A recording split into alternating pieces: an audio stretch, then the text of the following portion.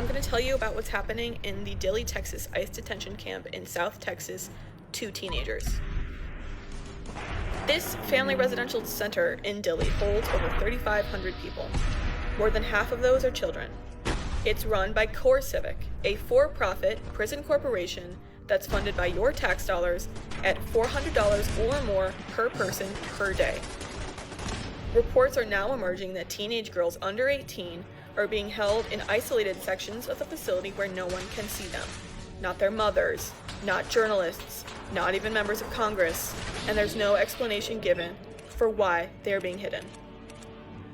Representative Joaquin Castro and Representative Jasmine Crockett have both visited Dilley. They describe children as, quote, mentally broken. They found a 2-month-old baby in detention. They said kids weren't getting schooling despite staff claims, and they reported restricted access to parts of the facility. ProPublica went inside. They found 911 call logs, 3 sexual assaults between detainees reported to local police just since the facility reopened. A federal PREA audit of the same facility documented 4 sexual abuse allegations in a single year, including 3 by staff against residents in a facility holding children. Kids in Dilley are cutting themselves. A 9-year-old fainted twice. A 5-year-old stopped eating. A 6-year-old who was potty trained started to wet herself. The lights stay on 24 hours a day. Children describe constant depression and fear. These are not criminals. These are children. These are babies. There have been video reports of them saying, quote, they yell at us and they scream at us for no reason. Quote, they like it when we're scared.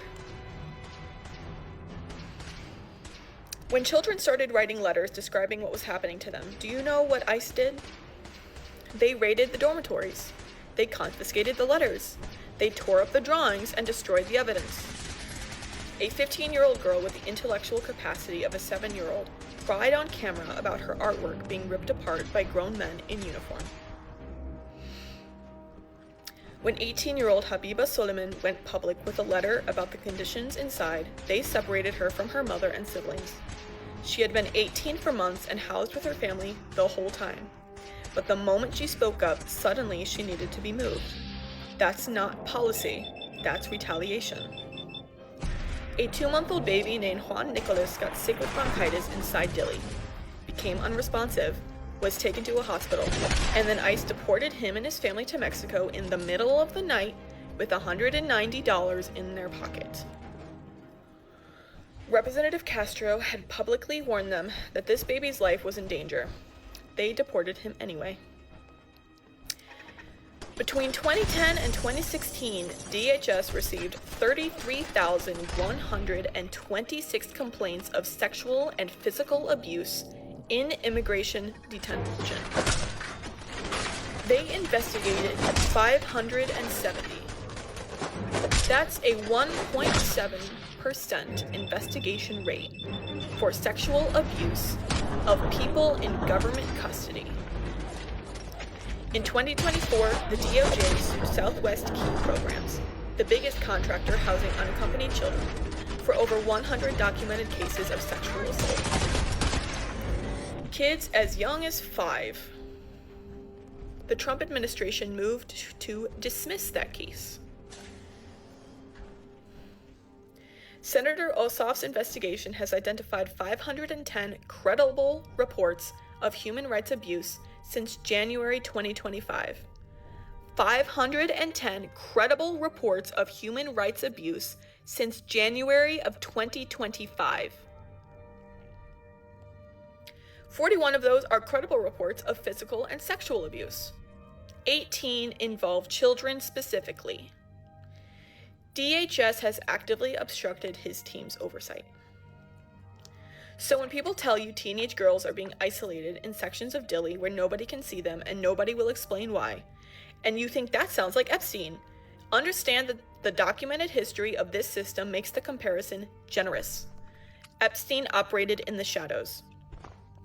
This is happening with a $75 billion congressional budget, surveillance cameras, 911 call logs, and children's letters begging for help that get ripped up by federal agents. Core Civic is a publicly traded company, ticker symbol CXW. They are being paid with your money to run a facility where children are being psychologically destroyed, where sexual assaults are being reported to police, where evidence is being destroyed, and where teenage girls are being hidden from oversight. 6 people have died in ICE custody in the first 3 weeks of 2026 alone. 32 died in 2025, the highest toll of death in over 20 years outside of COVID. 3 deaths at Fort Bliss in 2 months, and Congress keeps writing checks.